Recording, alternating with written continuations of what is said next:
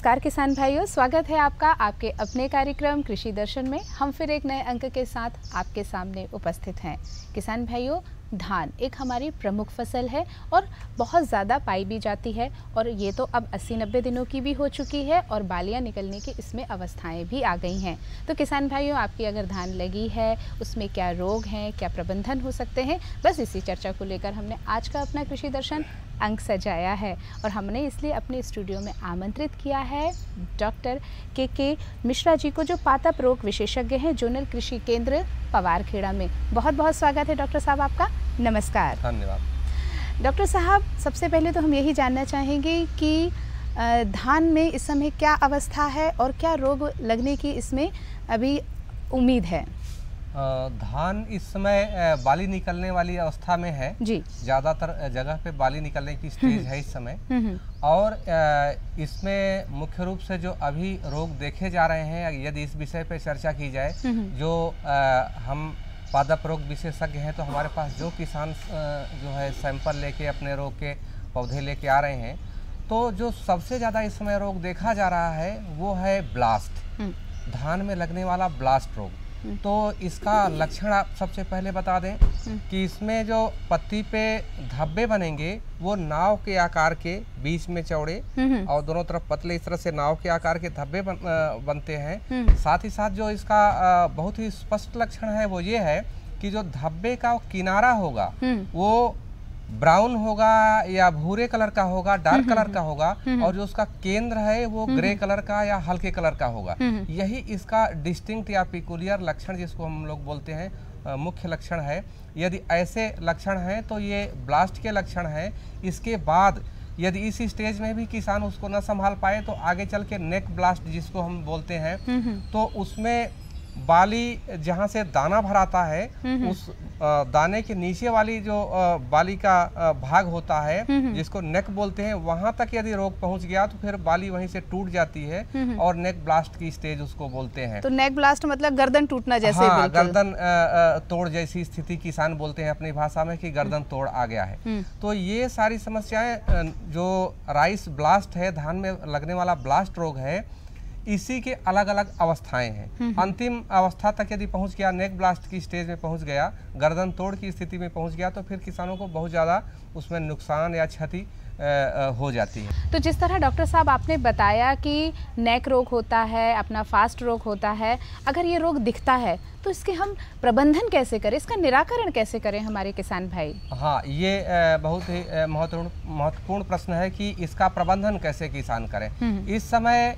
किसान जैसे ही इस तरह का लक्षण, शुरुआती लक्षण दिखे, और ये जो पुरानी पत्तियां हैं, जो पहले आई हुई पत्तियां जिसको पुरानी पत्ती हम कह रहे हैं, उनमें ये ज़्यादा दिखेगा और जो नई पत्तियां आ रही हैं उनमें कम होगा। तो एक ये भी अलग करने का है कि यदि पुरानी पत्तियां हैं उसमें इस तरह के धब्बे जैसे मैं बताया ऐसे बन रहे हैं, तो वो ब्लास्ट रोग है और इसके प्रबंधन के लिए तत्काल उनको छिड़काव करना होगा। दवा उसके लिए ट्राइसाइक्लाजोल 1 ml दवा 1 लीटर पानी इस अनुपात में घोल बनाएं और उसको तत्काल छिड़क दें। तो यदि ये उपलब्ध नहीं है तो ट्राइसाइक्लाजोल यदि उपलब्ध नहीं है तो क्लोरोथैलोनिल का भी छिड़काव कर सकते हैं। लेकिन छिड़काव करने पे अभी यदि रोक लेंगे तो इसका अच्छा परिणाम मिलेगा। मतलब हमारे किसान भाई इस बात का ध्यान दें कि अगर समय रहते आपने अपने रोग का पहचान कर लिया, उसका नियंत्रण कर लिया, तो आप अपनी फसल को बचा सकते हैं। डॉक्टर साहब, एक रोग और होता है फॉल्स स्मट रोग, ये क्या होता है और इसके बारे में हमारे किसान भाइयों को विस्तार से बताएं। हाँ, देखिए, जो फॉल्स स्मट जो रोग है, ये बाली में जो दाने हैं, तो दाने में दाना ही बदल जाता है, वो पीली पीली गठान बन जाती है बाली में। जो धान की बाली है तो उसमें दाने की जगह पीली पीली गठान बन जाती है और वो जैसे ही फसल पकने की स्टेज में आती है तो वो गठाने जमीन पे भी गिर जाती हैं और फिर ये जो रोग का कीटाणु है, एक फफूंद होता है, ये मिट्टी में फिर उत्तरजीवी बना रहता है। अगले साल ये फिर रोग काज करता है। उसी फसल में उसी सीजन में दोबारा ये रोग उत्पन्न नहीं करता।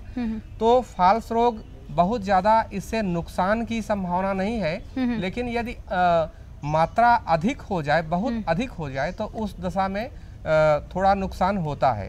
तो इसके प्रबंधन के लिए केवल किसान भाई एक चीज ध्यान दें, तो ये इसका 100% प्रबंधन संभव है। केवल जिस समय बाली निकलने वाली है, हाँ पूरी तरह से निकली नहीं है जी। बाली निकलने की जो स्टेज है, हेडिंग स्टेज जिसको बोलते हैं, उसी स्टेज में एक छिड़काव फंजीसाइड का कर देंगे, कवकनाशी का कर देंगे।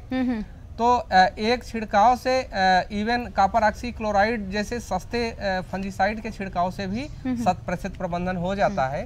तो स्टेज बहुत जरूरी है। फॉल स्मट रोग जो के प्रबंधन के लिए स्टेज बहुत जरूरी है। हेडिंग के मतलब बाली निकलने के पहले की स्टेज में छिड़काव कर दें तो 100% प्रबंधन हो जाता है। बिल्कुल। तो डॉक्टर साहब आपने बहुत अच्छी जानकारी दी, हम आपसे आगे भी चर्चा जारी रखेंगे, लेकिन फिलहाल लेते हैं एक छोटा सा अंतराल।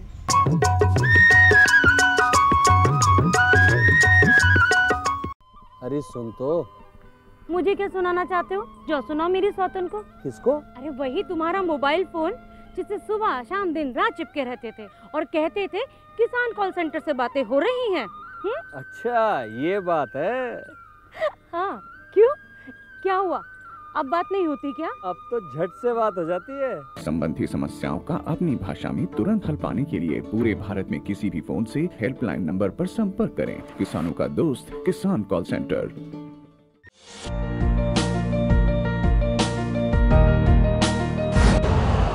यूरिया का स्वदेशी उत्पादन 70 लाख टन बढ़ाने के लिए 6 उर्वरक संयंत्रों का उद्धार किया जा रहा है।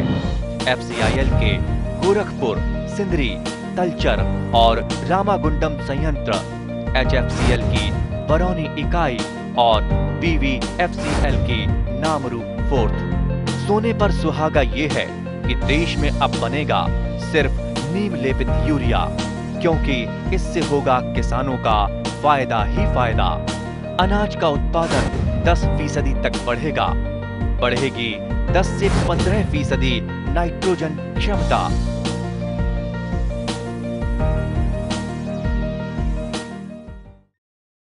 अंतराल के बाद फिर से स्वागत है कृषि दर्शन के कार्यक्रम में।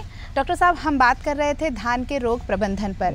क्लाइस्ट रोग भी होता है, ये क्या रोग होता है, इसके बारे में बताएं। हाँ, ये ब्लाइट जो है, बैक्टीरियल ब्लाइट, जीवाणु झुलसा इसको बोलते हैं हिंदी में। तो ये जब थोड़ा सा मौसम गर्म हो और नमी अधिक हो, ऐसे कंडीशन में, ऐसी दशा में बहुत तेज ये रोग फैलता है और धान में ये 1 से 2 दिन में बहुत ज्यादा नुकसान कर देता है। अच्छा। तो नुकसान की दृष्टि से या क्षति पहुंचाने की दृष्टि से बहुत ही महत्वपूर्ण रोग है।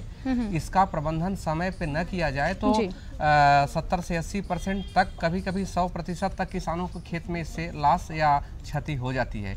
इसलिए जो है बैक्टीरियल ब्लाइट या जीवाणु झुलसा रोग का प्रबंधन बहुत ही आवश्यक है। संक्षेप में हम इसका लक्षण बता दें जी। इसका मुख्य लक्षण ये है कि जो पत्ती में ये मुख्य रूप से जो नई पत्तियां आती हैं उनमें ये ऊपर से नीचे की ओर रोग बढ़ता है। अच्छा। और किनारे से बढ़ के ये नीचे की ओर बढ़ता चला जाता है। तो इसमें पत्ता मतलब जो जहाँ रोग बढ़ रहा है उस पत्ते का रंग चेंज नहीं होता, परिवर्तित नहीं होता, वो बस सूखता चला जाता है। अच्छा, इसमें रंग का लक्षण नहीं है। हाँ, सीधे सूखता है पौधा। बस ऊपर से नीचे की ओर सूखता चला जाएगा, किनारे से अंदर की ओर बढ़ता चला जाएगा। और चूंकि ये जीवाणु जनित रोग है इसलिए बहुत तेजी से ये रोग फैलता है। तो डॉक्टर साहब, अगर हमारा रोग फैल रहा है ये, तो इसका क्या प्रबंधन है? हाँ, ये जीवाणु झुलसा रोग यदि किसान के खेत में, जैसा मैं लक्षण बताया, इस तरह से परिलक्षित हो रहा है, दिख रहा है, तो इसका प्रबंधन शीघ्र करना अति आवश्यक है। और इसके लिए किसान भाई क्या करेंगे कि स्ट्रेप्टोसाइक्लिन दवा है, ये 6 ग्राम का पैकेट आता है, तो ये 30 लीटर पानी के लिए पर्याप्त होता है। तो 1 एकड़ में लगभग 150 लीटर पानी जो है छिड़काव के लिए जरूरी होता है जी। तो हर 30 लीटर में 1 पुड़िया या 1 पैकेट दवा डालनी है। दवा ये चूंकि ये एंटीबायोटिक है इसलिए इसको घोलने की जो विधि है बहुत ही जरूरी है बताना। इसी तरह से बाल्टी में पाउडर डाल के घोलेंगे, 30 लीटर पानी लिए और उसमें 6 ग्राम की जो का पैकेट है डाल दिया, और आप इस तरह से उससे किसी लकड़ी से हिलाएंगे तो इससे नहीं घुलेगा। अच्छा। इसको घोलने के लिए क्या है, थोड़ा सा हाथ पे 1 ग्राम 2 ग्राम लीजिए और थोड़ा सा 2 बूंद पानी डाल के पेस्ट बनाइए, फिर उसको बाल्टी में धुल दीजिए। इस तरह से 10 लीटर पानी में बना लीजिए, फिर उसको 20 लीटर और पानी डाल के 30 लीटर कर लीजिए। तो हमारे किसान भाई इस बात का बहुत अच्छे से ध्यान देंगे कि इसकी घोलने की जो विधि है वो विशेष है। जिस तरह आपने बताया कि हाथ में रखना है, उसे थोड़ा सा घोल बनाना है और फिर उसको हमें पानी में घोलकर उस पानी का फिर हमें और ज्यादा पानी बना लेना है। कुछ इसी तरीके से आपने दवा के बारे में तो बताया। डॉक्टर साहब, आप ये भी बता दीजिए कि क्या सावधानियां रखनी है दवा छिड़कते वक्त, ये भी जरूरी है, क्योंकि किसान भाइयों को मालूम जरूर है लेकिन होता ये डॉक्टर साहब कि असावधानी कर जाते हैं। ये इसके साथ ये है कि चूंकि ये कीटनाशक नहीं है, इसलिए यदि हाथ पे या पैर पे या कहीं भी 1-2 बूंद पड़ भी गया तो ये कोई इससे बहुत क्षति होने की संभावना नहीं है, इसीलिए हमने हाथ पे इसको पेस्ट बनाने के लिए कहा। तो ये दवा यदि छिड़काव के दौरान 1-2 बूंद हाथ पे पड़ गई या पैर पे पड़ गई तो ये नुकसानदायक उतना ज़्यादा नहीं है। तो चूंकि ये कीटनाशक नहीं है, ये एंटीबायोटिक है। तो डॉक्टर साहब, आपने तो बहुत अच्छी जानकारी दी धान के रोग और प्रबंधन के बारे में। कुछ कीट और व्याधियां भी तो होते होंगे, इसके बारे में भी कुछ जानकारी दीजिए। हाँ बिल्कुल, उसमें धान में 2-3 जो महत्वपूर्ण कीट इस समय देखे जा रहे हैं। तो पहला उसमें किसान समस्या ले आ रहे हैं, जो स्टेम बोरर की समस्या उसको हम लोग बोलते हैं, तना छेदक की समस्या है। उसमें लक्षण ये आता है कि जो बाली निकलती है सबसे, उसमें बजाय हरी होने के वो सूखी और सफ़ेद निकलती है। अच्छा। तो किसान सोचता है कि भाई ये इसमें तो क्या चक्कर है, बहुत ज़्यादा हमारा नुकसान हो जाएगा। तो उसमें कीड़ा जब बाली निकलने के जस्ट नीचे वाली जो गठान है वहाँ पे वो घुसेगा, तो जहाँ उसमें गठान के पास होल होगा उसके ऊपर जो भी पार्ट रहेगा वो सूख जाएगा। तो इसकी वजह से जो बाली निकलती है वो सूखी निकलती है, लेकिन ये फैलने वाली समस्या नहीं है। अच्छा। जिस बाली में है ऐसा नहीं कि फिर वो कीड़ा अगले में भी कर देगा, अगले में भी कर देगा, ऐसा नहीं है। ये जो है, यदि आप बाली निकलने के पहले आपको ध्यान रखना पड़ेगा, किसान भाइयों को ये चीज़ ध्यान रखनी पड़ेगी कि यदि पिछले साल जिस खेत में बहुत ज़्यादा स्टेम बोरर की समस्या थी या तना छेदक की समस्या थी, आसपास इस साल भी दिख रही है, तो वो प्रतीक्षा न करें। वो स्टेज अगर बाल निकलने वाली स्टेज है तो तुरंत एक छिड़काव वो कर दें, चाहे उनके यहाँ अभी लक्षण आया हो और चाहे न आया हो, वो तुरंत एक छिड़काव कर दें। दवा उसमें इमिडाक्लोपिड ले सकते हैं 1 ml पर लीटर पानी में घोल बना के, दूसरा थायोमेथाक्सेम ले सकते हैं, वो आधा ग्राम दवा 1 लीटर पानी, इस तरह से इस अनुपात में घोल बना के वो छिड़काव कर सकते हैं। लेकिन छिड़काव तना छेदक के लिए छिड़काव स्टेज पे छिड़काव बहुत आवश्यक है। तो मात्रा जैसे थायोमेथाक्सेम डाल रहे हैं तो आधा ग्राम 1 लीटर पानी, इस अनुपात में घोल बना के छिड़काव करें। और स्टेज जो बता रहे हैं कि बाली निकलने के जस्ट पहले की स्टेज में, तो ऐसा कर देंगे तो बहुत अच्छा प्रबंधन हो जाएगा। जी। तो आपने तो ये तना छेदक के लिए बताई, पत्तियों के लिए भी लीफ रोलर भी आता है एक कीट है। पत्ती लपेटक जिसको किसान लेके आते हैं समस्या कि साहब जो है पत्तियां जो है लपेट जा रही हैं, वो उसमें सफेद सफेद धारियां आ जा रही हैं, तो ये भी समस्या निश्चित तौर पे समस्या आती है और इस साल भी देखी जा रही है। तो ये समस्या यदि आपने इमिडाक्लोपिड का छिड़काव कर दिया है तना छेदक के लिए, तो वही कीटनाशक इस कीट के लिए भी प्रभावी रहेगा और ये दोनों कीट नहीं आ पाएंगे। तो किसान को एक्स्ट्रा जो है पैसा नहीं लगाना मतलब पड़ेगा। एक के साथ अपन को एक फ्री हो रहा है। आम के आम गुठलियों के दाम मिल रहे हैं। एक दवा का छिड़काव करेंगे तो आप अपने पत्तियों और तना छेदक रोग का जो नियंत्रण है उसे कर पाएंगे। बिल्कुल ठीक ना डॉक्टर साहब? जी बिल्कुल। जी डॉक्टर साहब, समसामयिक कृषि समय के लिए चर्चा जो हो रही है, अपनी बात हो रही है, क्या कृषि सलाह आप हमारे किसान भाइयों को देना चाहेंगे? इस समय हम यही सलाह देना चाहेंगे किसान भाइयों को कि खेत में प्रतिदिन 1-2 दिन के अंतर पे निश्चित तौर पे खेत में जाएं, क्योंकि इस समय थोड़ा गर्मी बढ़ गई है और जिन खेतों में पानी लगा हुआ है तो वहाँ नमी भी अधिक है। ऐसे दशा में जीवाणु झुलसा रोग या ब्लास्ट या एक और रोग आता है जिसको ब्राउन स्पॉट या भूरा धब्बा, पत्ती में छोटे छोटे धब्बे हो जाते हैं, ये कोई भी रोग इस समय आ सकते हैं और बहुत ही तीव्र हो सकते हैं। इसलिए खेत में जाएं और जो भी दवा की सलाह दी जा रही है इनका छिड़काव करें। संक्षेप में हम ब्राउन स्पॉट रोग के बारे में भी बता दें।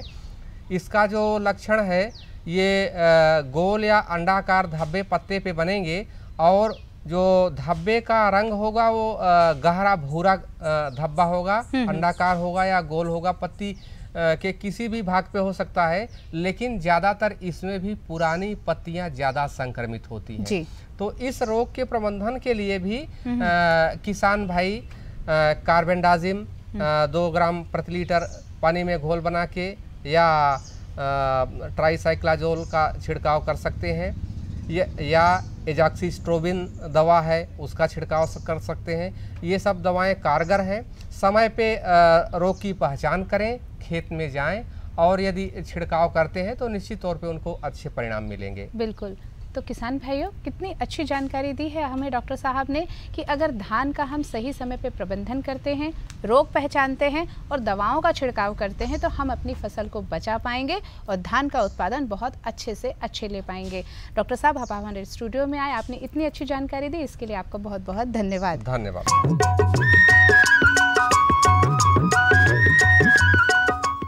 अरे सुन तो, मुझे क्या सुनाना चाहते हो? जो सुनाओ मेरी सौतन को। किसको? अरे वही तुम्हारा मोबाइल फोन जिससे सुबह शाम दिन रात चिपके रहते थे और कहते थे किसान कॉल सेंटर से बातें हो रही हैं। अच्छा, ये बात है। हाँ, क्यों? क्या हुआ? अब बात नहीं होती क्या? अब तो झट से बात हो जाती है। संबंधी समस्याओं का अपनी भाषा में तुरंत हल पाने के लिए पूरे भारत में किसी भी फोन से हेल्पलाइन नंबर पर संपर्क करें। किसानों का दोस्त, किसान कॉल सेंटर।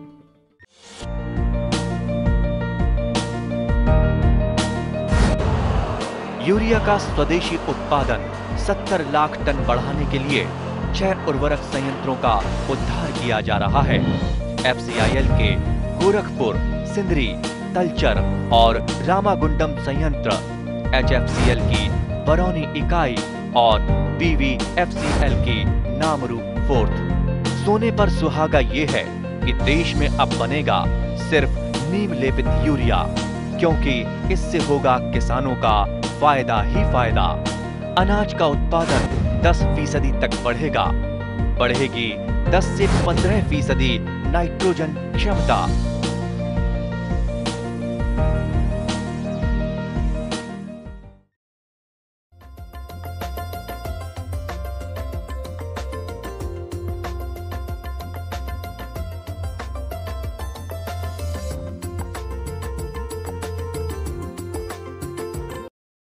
नमस्कार, खबरें खेती में आपका स्वागत है। मैं हूं अनुपमा सक्सेना। आइए सबसे पहले नजर डालते हैं अभी की मुख्य समाचारों पर। पशु आधार कार्ड किया जाएगा जारी। लोकप्रिय हुई प्रदेश में बनी गुड़ की कैंडी। गेहूं की बम्पर पैदावार में सहायक जिनो। क्या है ग्रास कटिंग मशीन और इसके फायदे? और अब खबरें विस्तार से।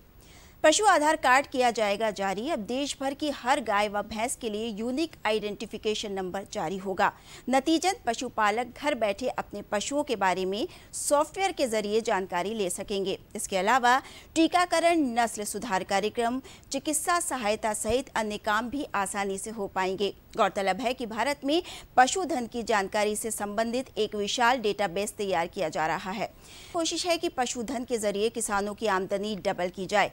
केंद्रीय पशुपालन विभाग के अनुसार अगले 1.5 साल में लगभग 50 करोड़ से अधिक मवेशियों को उनके मालिक, उनकी नस्ल एवं उत्पादकता का पता लगाने के लिए डिजिटल प्लेटफॉर्म पर यूनिक आईडी दी जाएगी। इसके लिए मवेशियों के कान में 8 ग्राम के वजन वाला पीला टैग लगाया जाएगा।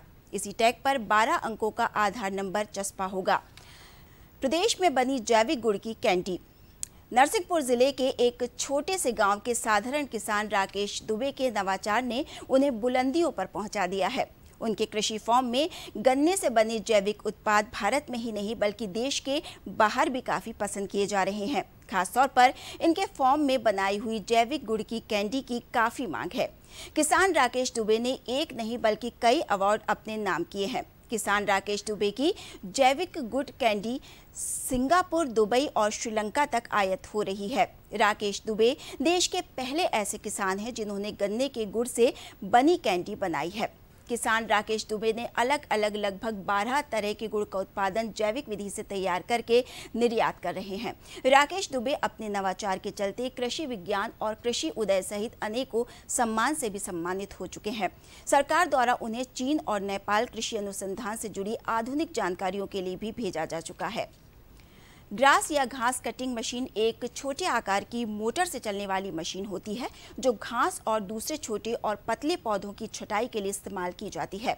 इसका इस्तेमाल पहले किसान बहुत करते थे, परंतु आज ये कृषि जगत के साथ साथ शहरों की भी बहुत अहम ज़रूरत बन गई है और गार्डनिंग करते समय घास का मैदान बनाने में ये मशीन बहुत ही ज़्यादा काम आती है और ये ग्रास कटिंग मशीन आसानी से इस्तेमाल की जा सकती है। इससे बिना खर्च किए घास काट कर अपना मैदान साफ कर सकते हैं, तो वहीं खेती में भी ये उपयोगी सिद्ध होती है। इस मशीन का दूसरा फायदा ये है कि इन मशीनों को किराए पर देकर अच्छा मुनाफा भी कमाया जा सकता है। साथ ही ये मशीन आपके लिए ग्रास कटिंग के साथ लेवलर का काम भी कर सकती है। आज के समाचारों में फिलहाल इतना ही। खबरें खेती में इजाजत दीजिए। नमस्कार।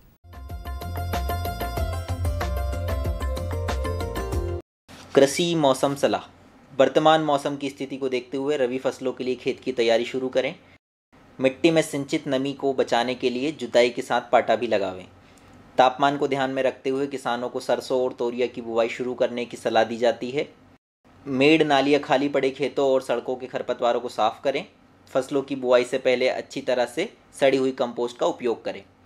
मक्का, जहां भी शीघ्र पकने वाली मक्का की किस्में लगाई गई हैं, भुट्टो और पौधों का रंग बदलने पर फसल की कटाई करने की सलाह दी जाती है। भुट्टो को तोड़कर अच्छी तरह से सुखा लें और मेज सेलर की सहायता से बीज को अलग कर भंडारित करें। भुट्टे तोड़ लेने के बाद बचे हुए मक्के के पौधों को पशुओं के लिए हरे चारे के रूप में प्रयोग करें। सोयाबीन, अगले दिनों के दौरान मौसम की स्थिति को देखते हुए यह सलाह दी जाती है कि सोयाबीन की परिपक्व फसल की कटाई कर गहाई, भंडारण, विपणन आदि कार्य शुरू करें। सोयाबीन के बीज हेतु खड़ी फसल में विजातीय पौधों की छटाई करें। परिपक्व फसल की कटाई कर फर्श में सूरज की रोशनी में फैला दें और गहाई करें। आगामी वर्ष में सोयाबीन के बीज हेतु उपयोग किए जाने वाले सोयाबीन की फसल को थ्रेसर में 350 से 400 आरपीएम की गति में गहाई करने की सलाह दी जाती है ताकि सोयाबीन का अंकुरण प्रभावित ना हो। कपास, किसानों को सलाह दी जाती है कि वे कपास की खड़ी फसल में निराई, गुड़ाई एवं मिट्टी चढ़ाने का कार्य पूर्ण करें एवं एनपीके उर्वरक की मात्रा देवें। सरसों, तापमान को ध्यान में रखते हुए किसानों को सरसों की बुआई के लिए खेत की तैयारी शुरू करने की सलाह दी जाती है। खेतों की जुताई के बाद पाटा अवश्य लगाएं।